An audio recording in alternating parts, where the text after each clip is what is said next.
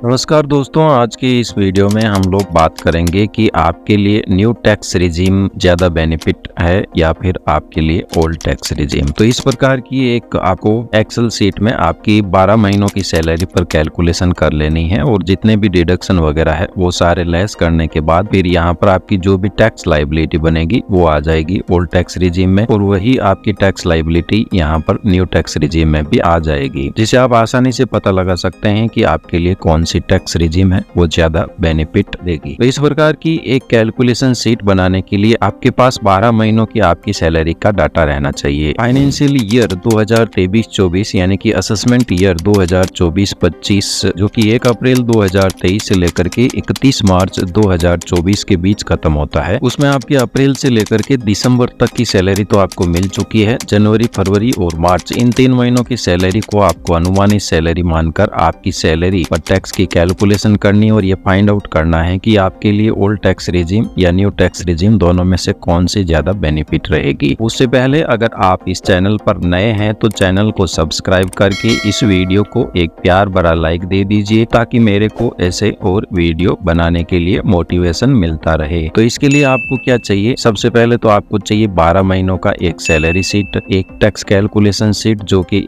कुछ इस प्रकार की होगी। ये टैक्स कैलकुलेशन शीट है और यहाँ पर 12 महीनों का सैलरी शीट। सैलरी शीट का मतलब होता है कि आपकी जो भी 12 महीनों की सैलरी है, जैसे ये आप सैलरी शीट देख रहे हैं, राजस्थान गवर्नमेंट में कुछ इस टाइप का एक 12 महीनों का समरी सैलरी शीट दिया जाता है जो कि अप्रैल से लेकर के मार्च 2024 तक का होता है, जिसके अंतर्गत यहाँ पर हर महीने की आपकी सैलरी रहेगी। इसके अलावा आपने सैलरी के अलावा अगर आपने पीएल के बदले कोई सैलरी उठाई है वो, आपका डीए का इंक्रीमेंट यानी कि डीए का कोई एरियर वगैरह है वो, या फिर आपको किसी भी प्रकार का बोनस मिला है तो वो सारी की सारी डिटेल इस समरी शीट में रहती है। जैसे यहाँ पर आपकी टोटल भी की हुई मिलेगी आपको, टोटल यहाँ पर आपकी कितनी आपकी ग्रोस सैलरी है और इसके अलावा यहाँ पर आपकी टोटल डिडक्शन कितने, यानी कि आपकी सैलरी में से किस किस टाइप के कौन कौन से डिडक्शन है और कितनी सैलरी आपको आपके खाते में क्रेडिट हुई है। सेंट्रल गवर्नमेंट या अदर स्टेट में कुछ अलग टाइप का हो सकता है। जैसे मान लो अगर आपके पास इस प्रकार की 12 महीनों की समरी शीट नहीं हो तो आपको यहाँ per month wise pay slip download कर लेनी। जैसे यहाँ पर अप्रैल 2023 से लेकर के दिसंबर तक यानी कि 9 महीनों की अपने पास पे स्लिप है, तो उस पे स्लिप से आपको एक कुछ इस प्रकार की यहाँ पर सैलरी शीट बना लेनी है जो कि आप यहाँ पर देख सकते हो। यानी कि ये सारा का सारा डाटा आपके जो सैलरी शीट मिलती है आपको उस सैलरी शीट में आपको मिल जाएगा। जैसे कि यहाँ पर ऊपर तो सारी आपकी पर्सनल डिटेल रहेगी और जिस महीने की यहाँ पर आपकी सैलरी शीट होगी वो महीना यहाँ पर लिखा रहेगा। फिर उसके बाद में आपकी बेसिक उस महीने यानी कि अप्रैल में कितनी थी, आपको अदर अलाउंसेस जैसे सीसीए, डीए, एचआरए वगैरह कितने मिलते थे वो सारी डिटेल रहेगी। और इसके अलावा यहाँ पर आपकी डिडक्शन की डिटेल जो कि जीआईएस, जीपीएफ, इनकम टैक्स अगर आपका करता है तो वो, आरजीएचएस और एसआईपी, यानी कि अगर डीडीओ यानी कि आपका जो सैलरी बनाने वाला है वो आपको 12 महीनों की सैलरी शीट प्रोवाइड नहीं करता है तो उस केस में आपको हर महीने की यहाँ पर पे स्लिप डाउनलोड कर लेनी है और एक इस प्रकार की एक्सेल शीट बना लेनी है जिसमें मार्च 2023 से लेकर के फरवरी 2024 या फिर अप्रैल 2023 से लेकर के मार्च 2024 तक की आपकी बेसिक डीए, एचआरए वगैरह वो सारी की सारी कैलकुलेशन यहाँ पर रहेगी। आपको कितना पेमेंट ग्रोस मिलता है वो डिटेल यहाँ पर रहेगी। डिडक्शन कितने हैं आपके और डिडक्शन के बाद में आपको कितना यहाँ पर पेमेंट मिलता है। इसके अलावा आपको अगर कोई बोनस वगैरह मिला है तो कुछ इस प्रकार की यहाँ पर आपको सैलरी शीट बना लेनी है। इस सैलरी शीट का और इस टैक्स कैलकुलेशन शीट इन दोनों का लिंक मैं आपको डिस्क्रिप्शन बॉक्स में प्रोवाइड करवा दूंगा, जहां से आप अपनी एक्सेल फाइल को डाउनलोड करके ये फाइंड आउट कर सकते हैं कि आपके लिए ओल्ड टैक्स रिजीम या न्यू टैक्स रिजीम दोनों में से कौन सी ज्यादा बेनिफिट रहेगी। उसके बाद में ये 12 महीनों की जो आप सैलरी बनाओगे पे स्लिप से तो उसमें यहाँ पर सारी डिटेल आ जाएगी। जैसे आपकी बेसिक कितनी है, डीए कितना है, एचआरए कितना है, तो ये सारी की सारी डिटेल यहाँ पर आ जाएगी। ठीक उसी तरीके से जिस प्रकार आपकी ये जो 12 महीनों का समरी चार्ट होता है इस तरीके से। तो इस समरी चार्ट में आपकी यहाँ पर टोटल आपकी ग्रोस सैलरी और टोटल डिडक्शन कितने हैं और आपको कितना यहाँ पर नेट अमाउंट क्रेडिट हुआ है वो सारी की सारी डिटेल इसमें रहेगी। अब यहाँ पर बात करें कि अगर आप पे स्लिप से समरी शीट बनाते हो तो आपके पास दिसंबर तक का ही डाटा होता है, तो यहाँ पर आपको जनवरी, फरवरी और मार्च 3 महीनों का डाटा, यानी कि जो आपको दिसंबर में सैलरी मिली है वही सैलरी आपकी जनवरी, फरवरी और मार्च में रहेगी, क्योंकि साल में जो 2 बार डीए में इंक्रीमेंट लगना होता है वो ऑलरेडी लग चुका है और अदर किसी भी प्रकार की आपकी सैलरी बढ़ने की कोई भी संभावना नहीं है। अगर जनवरी में आपकी यहाँ पर इंक्रीमेंट लगता है तो यहाँ पे आप अपनी बेसिक सैलरी को बढ़ा के भी लिख सकते हो, कोई दिक्कत नहीं है। यहाँ पर आपका टोटल अमाउंट आ जाएगा। तो इस प्रकार आपको मेनली जो है इस टैक्स कैलकुलेशन में एक तो 12 महीनों का सैलरी शीट चाहिएगा और एक टैक्स कैलकुलेशन शीट जो आप डिस्क्रिप्शन बॉक्स से डाउनलोड कर सकते हो। तो अब हम जो है इस 12 महीनों की सैलरी शीट से कैलकुलेशन करते हैं कि इनके लिए कौन सी टैक्स रिजीम है वो ज्यादा फायदेमंद रहेगी। तो सबसे पहले आपको इस टैक्स शीट को यहाँ पर ओपन कर लेना है और न्यू टैक्स रिजीम। तो न्यू टैक्स रिजीम में आपको सीधी सी यहाँ पर जैसे आपका ऑफिस का नाम आ गया तो वो आपको यहाँ पर डाल देना है। उसके बाद में आपका नाम, आपका कौन सा डेजिग्नेशन है और कौन सा पे स्केल लेवल है, यानी कि आप कौन से लेवल पे सैलरी के लेवल पे काम करते हो, L4, L5, L10, L16 जो भी हो, और यहाँ पर आपका पैन नंबर आ जाएगा। फिर न्यू टैक्स रिजीम में आपको सिर्फ यहाँ पर ग्रोस सैलरी लिखनी है। तो आपकी जो ग्रोस सैलरी है वो है 26,82,034। तो वो आपको यहाँ पर लिख देनी है 26,82,034।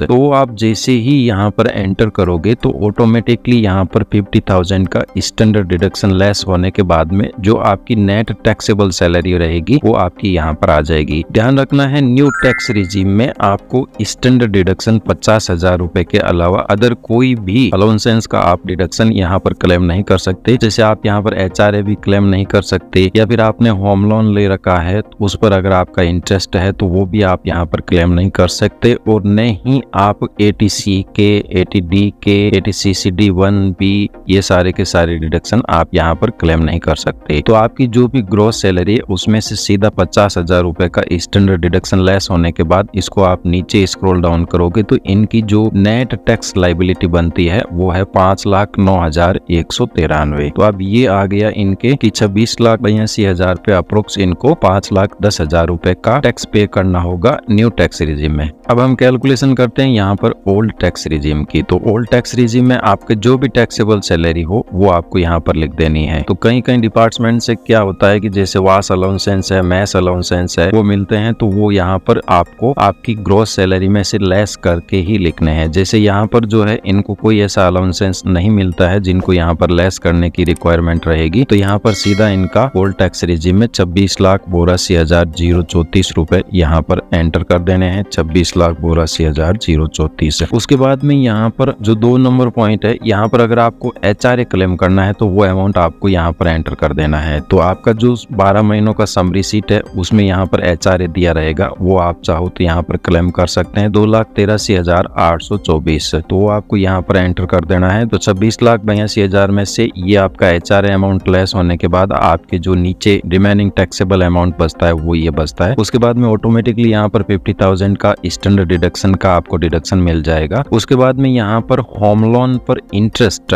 आपको 2 लाख रुपए तक यहाँ पर आप एग्जम्प्ट करवा सकते हो। तो इनके जो है होम लोन चल रहा है और उस पर 2 लाख रुपए इनको इंटरेस्ट भी मिलता है। तो यहाँ पर हमने ऑलरेडी एंटर कर रखा है 2 लाख रुपए तक इंटरेस्ट, यहाँ पर आपको एंटर कर देना है 2 लाख। और इसके बाद में आप देखोगे कि आपकी जो ATC के डिडक्शन लेस करने से पूर्व आपकी टैक्सेबल सैलरी है वो है 21,48,210 रुपीज। इसके बाद में आते हैं यहाँ पर ATC के डिडक्शन, जो यहाँ पर आप 1.5 लाख रुपए तक क्लेम कर सकते हैं। तो यहाँ पर जो है डिडक्टेबल अमाउंट है वो है GPF, जो कि 4,56,000 रुपए अप्रोक्स है। तो यहाँ पर आपको GPF में डाल देना है 4,56,000 रुपए। तो जैसे ही 4,56,000 रुपए आप डालोगे तो यहाँ पर जो है इनके अदर डिडक्शन यहाँ पर आप नील कर दोगे तो भी इनकी GPF से ही इनका ATC का कोटा यहाँ पर पूरा हो जाता है। यानी कि 4,56,000 भले ही इन्होंने GPF में डाले हो पर इनको डिडक्शन यहाँ पर सिर्फ 1.5 लाख का मिलेगा। इसके बाद में अगर यहाँ पर ATCCD2 NPS में आपके एम्प्लॉयर द्वारा कोई कॉन्ट्रीब्यूशन किया जाता है, जैसे सेंट्रल गवर्नमेंट में यहाँ पर अगर आपकी सैलरी में NPS में कॉन्ट्रीब्यूशन है तो वो अमाउंट यहाँ पर एंटर कर देना है। तो ये जो कर्मचारी है वो एक GPF कर्मचारी है और इन पर NPS एप्लीकेबल नहीं होता है। अगर आपकी यहाँ पर एप्लीकेबल होता हो तो यहाँ अमाउंट आपको एंटर कर देना है। इसके बाद में ATC के डिडक्शन लेस करने के बाद यहाँ पर जो है इनकी टैक्सेबल सैलरी सैलरी आ रही है 19,98,210 रुपए। अदर डिडक्शन जैसे एटीडी में कोई हेल्थ इंश्योरेंस वगैरह हो तो वो अमाउंट आपको यहाँ पर एंटर कर देना। सपोज करो इनके 25,000 रुपए का एक हेल्थ इंश्योरेंस भी लिया हुआ है तो वो अमाउंट हम यहाँ पर एंटर कर देते हैं। इसके बाद में एटीजी में अगर यहाँ पर कोई डोनेशन वगैरह हो तो सपोज करो यहाँ पर 50,000 रुपीज का इन्होंने डोनेशन दिया है, वो अमाउंट भी आपको एंटर कर देना है। तो 75,000 रुपए और 1.5 लाख, टोटल 2,25,000 रुपए। ये लेस करने के बाद इनकी जो नेट टैक्सेबल सैलरी है वो है 19,23,210 रुपए। तो यहाँ पर 19,23,210 पे इनका टैक्स बन रहा है 4,05,042 और